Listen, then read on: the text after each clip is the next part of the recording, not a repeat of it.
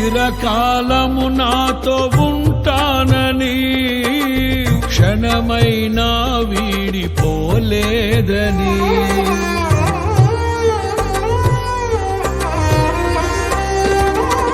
నీలో నన్ను చేర్చుకున్నావని